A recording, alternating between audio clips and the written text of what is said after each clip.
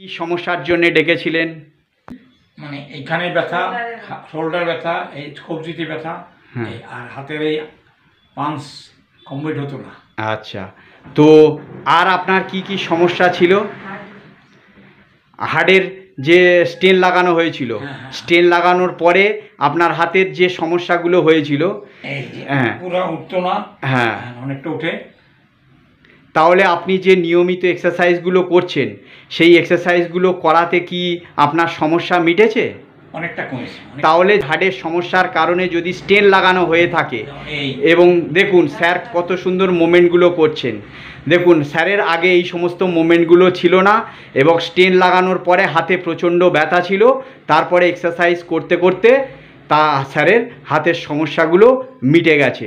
এবং স্যারের পায়েও অনেক সমস্যা ছিল, পায়েও এক্সারসাইজগুলো এইরকমভাবে করতে করতে পায়ের সমস্যাও অনেকখানি মিটেছে। তাহলে আপনারা যদি ওভারঅল ভালো থাকতে চান, হাঁটু এবং হাতের সমস্যা বা যাদের সরাসরি স্টেন লাগানো হয়েছে, সেই স্টেন লাগানোর কারণে স্যার কতগুলো আপনি যে এক্সারসাইজগুলো করেন পরস্পর দেখান তো।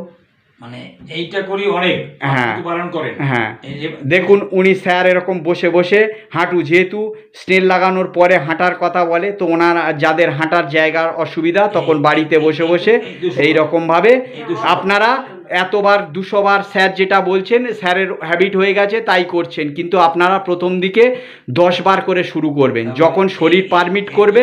এটাও 100 বার, দেখুন স্যার এটাও 100 বার করেন দিনে, তাহলে আপনারা কিন্তু এটা একসাথে 100 বার করবেন না, পায়ের ব্যথা বেড়ে যাবে।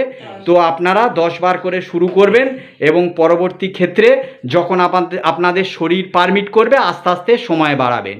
তাহলে স্যার যেহেতু স্টেন লাগানো হয়েছিল, এবারে দেখুন হাতরা কিভাবে কি করছে, টোটাল মানে হাত আর পায়ের মুভমেন্টগুলো স্টেন লাগানোর পরবর্তী ক্ষেত্রে করতে হবে। তারপরে স্যার কি করেছেন দেখুন, স্যার যা যা করেছেন, এই যে দেখুন স্যার হাতগুলো আস্তে করে করে ঘোরাচ্ছেন। আগে এইগুলো ঘোরাতে পারতেন না, স্টেন লাগানোর পরে হাতে প্রচণ্ড ব্যথা থাকে, যাদের স্টেন লাগানো হয় তারা জানবেন। এবার বিপরীত দিকেও ঘোরাচ্ছেন, দেখুন এইভাবে আপনারা যাদের স্টেন লাগানো হবে ধীরে ধীরে, স্যার এখন ব্যায়ামগুলো তাড়াহুড়ো করছে, কিন্তু আপনারা যখন করবেন প্রথমের দিকে ধীরে ধীরে ব্যায়ামগুলো করবেন। আর কি কি ব্যায়াম করেন স্যার দেখান।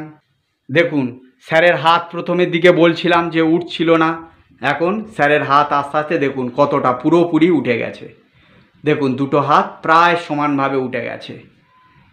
স্যারের আগে হাতের ওঠানোর সমস্যা ছিল, বাম দিকেরটা খুব কম উঠতো, যেহেতু বাম দিকে স্টেন লাগানো রয়েছে সেই জন্যে বাম দিকেরটা খুবই কম উঠতো। দেখছেন এখন প্রায় সমান সমান হয়ে গেছে।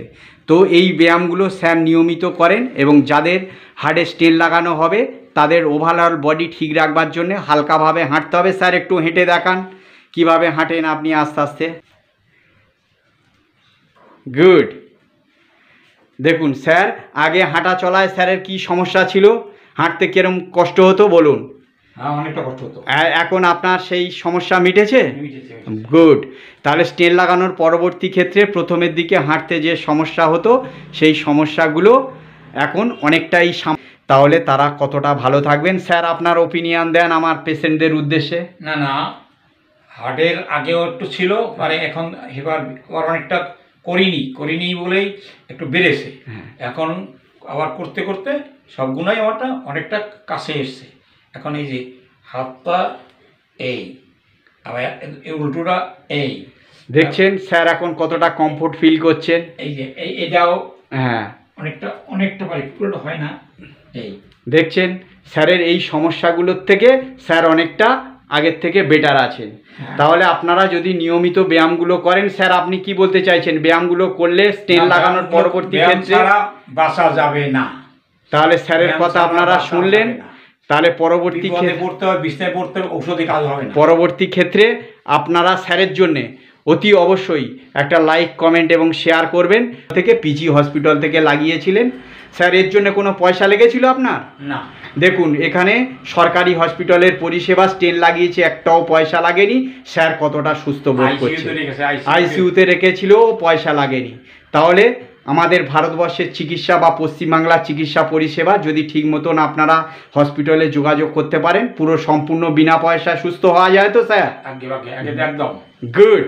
তাহলে দেখুন আপনারা যদি আমাদের পশ্চিমবাংলার অধিবাসী হন, হার্টের সমস্যা থাকলে পিজি হসপিটালে যোগাযোগ করবেন, অবশ্যই আপনারা সুফল পাবেন। অন্যগুলো আছে এখানে সমস্ত রকমের ট্রিটমেন্ট হয়, কিন্তু পিজিতে হার্টেরটা ক্ষেত্রে মানে অনেক বেটার ফিল করছেন স্যার।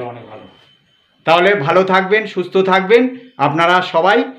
পরবর্তী ক্ষেত্রে আবার আপনাদের সাথে দেখা হবে, ততক্ষণ সুস্থ থাকবেন, ভালো থাকবেন, নমস্কার।